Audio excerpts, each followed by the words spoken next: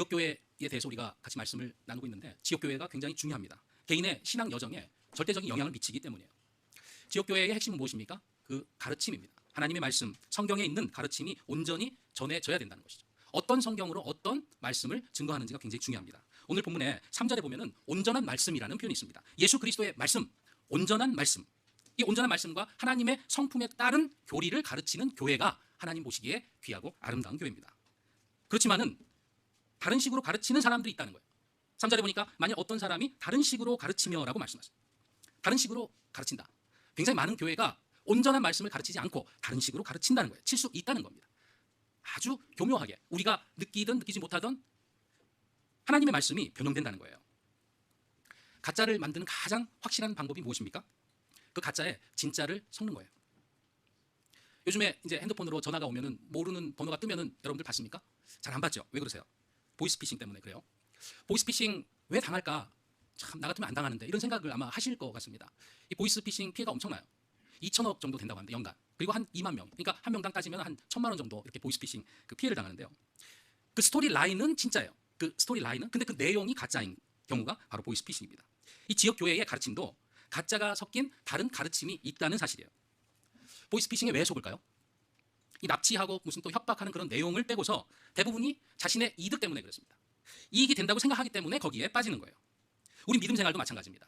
우리의 믿음 생활도 자신의 이 이득을 따르는 그런 믿음 생활을 하면은 이게 사실 안정적이지가 않습니다. 언스테이블하다고 성경에 나와 있어요. 저와 여러분이 믿음에 대해서 생각할 때 이 믿음이 무엇인가요? 믿음. 우리가 가지고 있는 이 믿음이 무엇입니까? 이 믿음으로 인해서 우리가 창조주 하나님을 인식하는 거예요. 창조주 하나님이 계시구나. 그 하나님이 나의 창조주이시구나. 창조물로서 내 자신의 위치를 깨닫는 것, 그것이 바로 믿음입니다. 나를 지으신 분이 있고 나를 지으신 그분의 뜻대로 내가 살아갈 때 나의 인생이 의미가 있구나. 그분의 뜻대로 살아가려고 노력하는 사람들이 바로 우리 그리스도인이라고 할 수가 있어요. 진정한 믿음 생활은 나의 뜻, 나의 의지대로 사는 것이 아닙니다. 나의 이득보다도 하나님의 뜻 그리고 그분의 성품에 주목하는 것이 진정한 신앙생활이에요. 오늘 본문의 5절에 보니까 하나님을 따르는 것이 이득이다라고 생각하는 사람이 있다. 하나님보다 개인의 이득이 우선인 사람이 있다는 거예요. 과연 그 믿음을 하나님께서 기쁘시게 여기시겠는가? 자신이 누릴 수 있는 그런 이득과 하나님, 이 두 가지 마음을, 이 두 가지 내용을 한 마음에 품는, 그러니까 두 마음이 되는 것이죠. 이 두 마음을 품는 사람에 대한 야고보 선생의 평가는 어떻습니까? 야고보서 1장 8절에 보니까 두 생각을 품은 사람은 자기의 모든 길에 안정이 없다 이렇게 말씀하세요. 두 생각을 품는 사람은 자기 모든 길에 안정이 없다. 혹시 저와 여러분은 두 마음을 품지 않았나요? 나는 하나님을 따르는 사람입니까? 아니면은 나의 이득을 따르는 사람입니까? 처음 예수님을 믿을 때부터 자신의 이득을 따른 사람은 별로 없어요. 그렇지만 믿음 생활을 하다 보니까 나도 모르게 부지불식간 이렇게 서서히 나의 우선순위가 하나님에서 나의 이득으로 바뀌는 겁니다. 저와 여러분 모두 예외가 아닙니다. 우리 모두는 대부분 좀 혼합돼 있어요. 어떨 때는 하나님을 따르다가 또 어떨 때는 나의 개인의 이득을 따르다가 좀 영적인 삶이 뒤죽박죽일 때가 많습니다. 이런 삶을 지향이 아니고 지양하기 위해서 우리가 노력을 해야 돼요. 그런데요, 놀라운 사실은 무엇이냐? 이런 자기 자신의 이득을 따르는 것을 지향하는 사람들이 있어요. 대놓고 자기 자신의 이득을 따르는 사람이 있다는 거예요. 그런 교회 안에서 가르침이 있고 그 가르침을 행사하는 목사가 있고 그 가르침을 따르는 지역 교회가 있고 그런 교단이 있다는 거예요. 오늘 본문에 3절에 다른 식으로 가르치는 것, 이 잘못된 가르침이죠. 진짜가 아닌 가짜의 가르침이 이 강대상에 난무한다는 거예요. 어떤 방법으로 합니까? 마치 보이스피싱처럼 가짜의 진짜를 적당히 섞어서 알아차릴 수 없게 만듭니다. 그리고 거기에 신의 한 수는 무엇이냐? 포인트를 그 사람의 이득으로 주는 거예요. 진짜인 양 가짜를 따를 때 나에게 이득이 있다라는 것을 은연중에 강대상에서 말씀해요. 하나님을 따르는 것이 반드시 당신에게 이득이 될 거다. 그러니 하나님을 따르라. 이득이라는 거예요. 이득. 이득일 뿐만 아니라 모든 게 잘 된다. 번창한다. 번영한다는 거예요. 건강하고 어떤 병이든 다 치료가 되고 부자가 되고 자식들이 잘 되고 좋은 대학 가고 좋은 직장에 취직을 하고 박사가 돼서 교수를 할 수가 있고 사법고시를 패스해서 판검사가 되고 요즘 로스쿨이죠.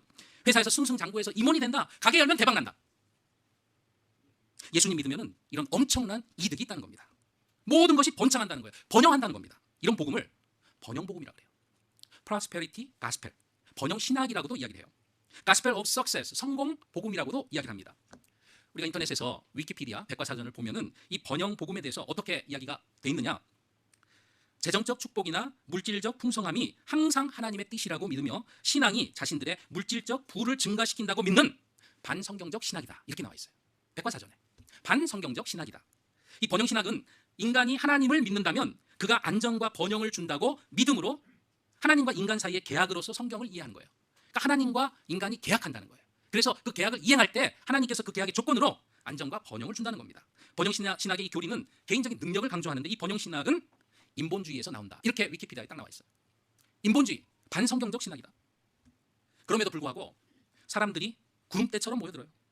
엄청난 돈을 교회에서 벌어들입니다. 헌금을 많이 하도록 요구해요. 헌금을 많이 하면 할수록 하나님께서 그만큼 더 주시기 때문에 헌금해야 된다. 그렇게 강조를 합니다. 우리가 지난번에 본 신명기 28장 구약시대의 물질의 복을 오늘날 신약의 복으로 해석하면서 들어와도 복을 받고 나가도 복을 받고 꼬리가 되어서는 안 되고 머리가 되고 모든 병이 다 낫고 모든 장애물이 7길로 도망가서 없어진다는 거예요. 그렇게 해서 모든 이 엄청난 돈을 성전이라고 건물을 짓고 목사는 최고급 차를 타고 최고의 대우를 받습니다. 대통령이나 기업 총수 못지않은 그런 대우를 받아요.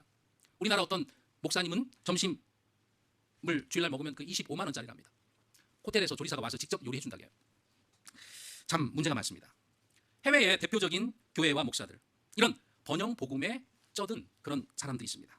호주 힐송교회의 브라이언 휴스턴이라는 분이 있고 번영 신학의 효시라고 하는 오럴 로버츠가 있습니다. 그리고 로버츠 슐러, 그리고 조엘 오스틴, 이런 사람들이 대표적인 사람들이에요.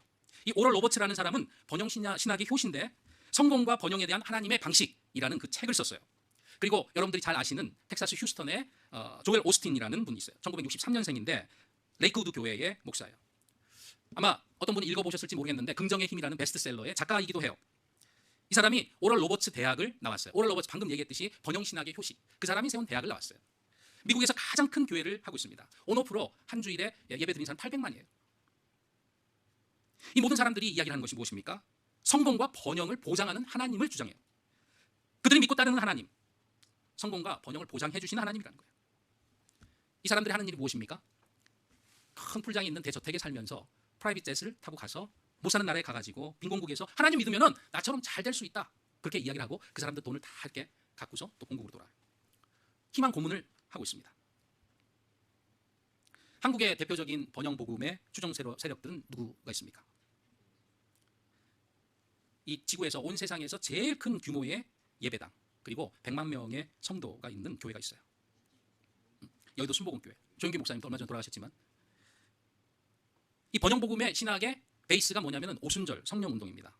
오럴 로버츠하고 동일해요. 우리나라가 한국전쟁 이후에 굉장히 가난하고 또 여러 가지 어려움을 많이 겪었죠. 한국전쟁 이후에 가난하고 병든 사람에게 이 번영신학은 정말 생명수와 같았어요. 가난에서 벗어날 수 있다, 그리고 질병을 고칠 수가 있다, 성공할 수가 있다, 이렇게 이야기를 하면서 오중복음과 삼중축복에 대해서 이야기를 합니다. 이 오중복음은 원래 감리교회의 성령운동이 이 사중복음이 있는데요, 이 사중복음은 거듭남의 복음, 성령 세례의 복음, 또 신유, 병고침의 복음, 그리고 재림의 복음 해서 이 4개의 복음에다가 조용기 목사님이 이 축복의 복음을 하나 더 붙여서 오중복음으로 소개를 했어요. 하나님 믿으면 이런 오중복음에 본인이 포함될 수가 있고, 이 오중복음은 삼중축복을 가져온다. 삼중축복이 무엇이냐? 요한삼서 2절에 보면은 내 영혼이 잘되고 범사에 잘되고 강건해지는 영적, 육체적, 환경적 축복을 받는다는 거예요. 예수님 믿고 다시 태어나면은 엄청난 복이 주어진다는 겁니다.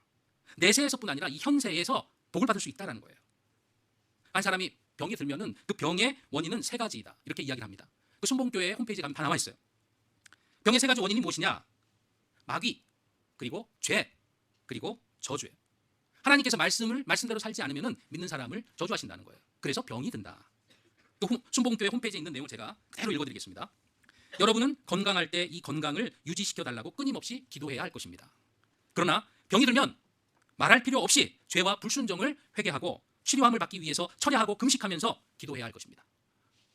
이 오중 복음과 삼중 축복을 이야기하는 교회에서 하는 말이에요. 순복음 교회뿐만 아니라 많은 교회들이, 성도들이 이 번영 복음에 취해서 삽니다. 대놓고 자신의 이득을 추구하는 사람들이에요. 번영 복음의 결론은 무엇입니까? 결국에는 물질입니다. 물질의 축복을 많이 받은 만큼 교회에다가 갖다 바쳐라, 안 그러면은 하나님의 저주가 있을 것이다. 그러면서 고상하게 믿음의 씨앗을 심어야 한다고 이야기해요. 성도들의 호주머니에서 돈을 갈취하는 겁니다. 재물이 있으면은 더 많이 받기 위해서 더 많이 헌금해야 되고, 재물이 없으면은 더 받기 위해서 없는 가운데서도 헌금을 해야, 믿음의 씨앗을 심어야 부자로 살 수 있다는 거예요. 이 번영복음 어떻습니까? 저와 여러분이 정말 믿고 받아들일 만한 성경적인 복음인가요? 그렇게 믿고 살기를 원하십니까? 이 번영복음이 좋아 보이긴 해요. 잘 된다고 하니까, 부자가 된다고 하니까, 없는 것이 생긴다고 하니까, 건강을 유지할 수 있다고 하니까. 그렇지만 이 번영복음은 그리스도인이 비참한 신앙생활을 할 수 있도록 만들어요. 물질적으로 내가 부족할 때, 또 건강하지 못할 때, 원하는 일이 뜻대로 안 이루어질 때, 번영복음을 믿는 사람들은 하나님으로부터 자신이 버림을 받았거나 저주 아래 있다라는 생각을 할 수밖에 없어요. 진리 안에서 자유함을 누리는 것이 아니고 하나님의 그 서슬퍼런 진노에 그 눈앞에서 떨면서 살 수밖에 없다는 사실이에요. 이 번영복음은 이 기도마저 욕망을 이루기 위한 하나의 도구로 변질시켜요. 번영신학 안에서 기도란 무엇입니까? 하나님을 자신의 뜻대로 움직이게 하기 위한 도구이자 수단인 거예요. 번영복음이 성경적이라면 신실한 그리스도인들은 재정적으로, 환경적으로, 육체적으로 어려움이 없어야 됩니다. 과연 그렇습니까? 우리 주위를 한번 둘러보시기 바랍니다. 신실한 그리스도인은 아프지 않습니까? 부유하게 다 잘 삽니까? 그렇지 않잖아요. 그리고 성경에서도 너무나도 많은 구절에서 신실한 그리스도인들이 고난과 역경과 또 병중에 있음을 우리가 알 수 있어요. 대표적인 사람이 누군가요? 사도 바울입니다. 사도 바울의 삶은 어땠습니까? 사도 바울은 텐트를 치면서 먹고 살았어요. 생계를 이어가면서 전도했어요. 넉넉한 삶을 살지 않았어요. 고린도서 11장 23절에 보면은 수고를 더욱 넘치게 하고, 여기서 수고를 더욱 넘치게 했다는 것은 힘들게 살았다는 거예요. 매도 지나치게 맞고 지나치게 맞았다. 다른 사람이 맞는 것보다 훨씬 더 많이 맞았다. 감옥에도 더 자주 갇혔다. 그리고 여러 번 죽을 뻔했다라고 고백해요. 그리고 27절에서는 지치고 아프고 여러 번 밤을 새우고 굶주리고 목마르고 여러 번 금식하고 추위를 당하고 헐벗었다. 이 사도 바울의 삶이에요. 사도 바울은 육체에 가시가 있었습니다. 고린도후서 12장 7절에 보면 육체의 가시에 대해서 사도 바울이 이야기를 해요. 저 위대한 사도 바울이 기저질환이 있었다는 거예요. 과연 그가 마귀 때문에, 본인의 죄 때문에, 아니면 하나님의 저주가 있었기 때문에 아프고 병들고 헐벗고 힘들었을까요? 사도 바울의 인생은 그렇게 화려한 인생이 아니었습니다. 사람들로부터 버림받은 인생일 때도 있었어요. 디모데후서 4장 10절을 보니까 데마는 나를 버리고 데살로니가로 갔고 그레스게는 갈라디아로, 디도는 달마디아로 떠났다. 이렇게 이야기합니다. 그리고 16절에 보니까 아무도 나와 함께 서지 아니하고 모든 사람이 나를 버렸다. 이렇게 사도 바울이 고백해요. 나와 함께 서 있지도 않고 함께 하지도 않고 사람들이 나를 버렸다는 거예요. 성경에 나오는 사도 바울의 인생이에요.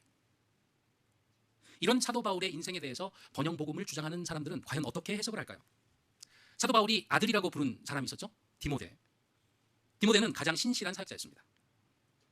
디모데전서 5장 23절에 보니까 그는 위장병과 다른 잦은 병이 있었다고 말씀하세요. 디모데가 과연 마귀 때문에, 디모데가 죄 때문에, 아니면 하나님께서 저주하셔서 병이 있었을까요? 저와 여러분이 이 번영복음에 대한 성경적인 입장이 과연 무엇인지 잘 생각해 봐야 돼요. 다음번에는 보다 구체적으로 성경 구절을 하나하나 찾아보면서 번영복음이 왜 성경적이지 않은지, 그 독이 무엇인지 살펴볼 예정이에요. 그리고 번영복음이 그들의 번영복음에 근거로 삼는 요한 3서 2절, 이 말씀이 과연 어떤 말씀인지 우리가 성경적으로 한번 살펴보기를 원합니다. 결론의 말씀을 드리겠습니다. 번영복음에 의하면 신실한 그리스도인들은 재정적으로, 환경적으로, 또 육체적으로 어려움이 없어야 돼요. 축복만 있을 뿐입니다. 그렇지만은 성경적으로도 그렇고 역사적으로도 그렇고 우리 주변을 통해서 우리는 너무 잘 알아요. 그렇지 않은 신실한 그리스도인들이 너무나 많지요. 사탄 마귀로 인해서, 죄로 인해서, 하나님의 저주로 인해서 신실한 그리스도인들이 그렇게 사느냐? 과연 그렇게 단순 무식하게 인생을 재단하고 평가하고 결론 지을 수 있느냐? 우리가 생각을 해봐야 됩니다. 번영복음에서 그렇게 소중하게 여기는 물질에 대해서, 그 물질의 복에 대해서 성경은 뭐라고 말씀하십니까? 디모데전서 6장 17절에 보면은 확실치 않은 재물을 신뢰하지 말라라고 말씀하세요. 확실치 않은 재물, 그 재물을 신뢰하지 말라고 하나님께서 말씀하십니다. 재물은 신뢰의 대상이 아닙니다. 신뢰하지 말라는 그 재물을 통해서 하나님을 신뢰하는 그 사람은 과연 성경적인가? 하나님께서 우리 믿는 자들의 삶을 채우시고 인도하신다. 그것은 우리 변할 수 없는 믿음의 고백입니다. 그렇지만 우리가 하나님보다 나의 이득을 더 위에 두고 그 이득을 따르는 삶을 추구할 때 우리는 그리스도인으로서 빛을 잃어가는 거예요. 사도 바울이 고린도전서 15장 19절에서 이렇게 말씀하세요. 그리스도인의 소망이 이 세상 삶을 사는 동안에만 머물러 있다면 가장 비참한 사람일 것이다 라고 이야기를 합니다. 이 세상에 머무를 동안 필요한 그 물질의 복, 그 물질의 복에 우리 그리스도인이 가지고 있는 소망이 머물러 있다면 우리는 가장 비참한 삶을 사는 사람들이라는 거예요. 예수님께서 마태복음 5장 13절에서 말씀하시죠. 소금이 맛을 잃으면 사람들의 발밑에 밟혀진다. 진정한 복음의 가치를 잃은, 맛을 잃은 소금처럼 세상 사람들의 발밑에 밟히는 그런 그리스도인, 그 그리스도인들이 바로 자신의 이득을 추구하는 사람들이라는 거예요. 이 번영복음에 대한 우리의 마음을, 성경적인 입장을 확실히 하고 하나님께서 주신 모든 영적인 복으로 우리의 삶을 이어가는 그리스도인들이 되어야 합니다. 새롭게 시작한 한 주, 확실치 않은 재물을 쫓으며 불안정한 삶을 사는 우리가 아니고 예수 그리스도를 통해 얻은 모든 영적인 복이 우리 인생의 최고의 선물임을 경험하고 살아가는 저와 여러분이 되시길 예수 그리스도의 이름으로 축원합니다.